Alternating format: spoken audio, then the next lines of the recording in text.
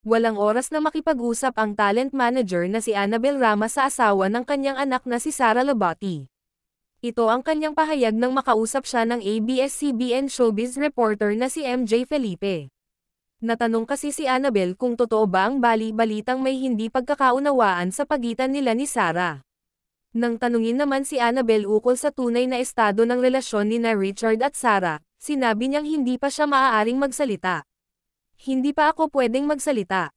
Basta sabihin ko sa'yo, si Richard nasa akin ngayon. Ang mga bata, Zion at Kai, na kay Richard, pagbabahagi niya.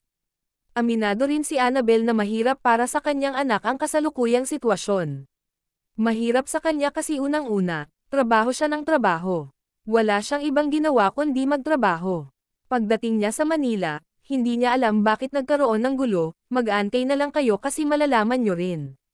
Not now, lahad pa ng ina ni Richard.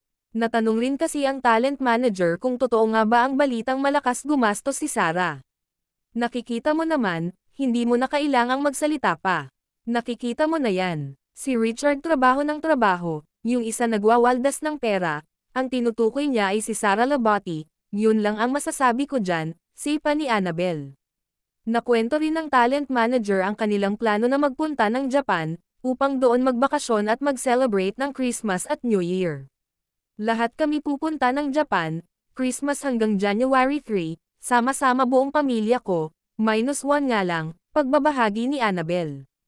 Matatanda ang last month lang nang mapabalitang tila hiwalay na sina Sara at Richard, matapos mapansin ng mga netizens na hindi na nagbabahagi ng mga larawan na magkasama ang dalawa sa social media, at hindi na rin sila kumpleto sa tuwing magbabahagi sila ng family bonding nila kasama ang mga anak.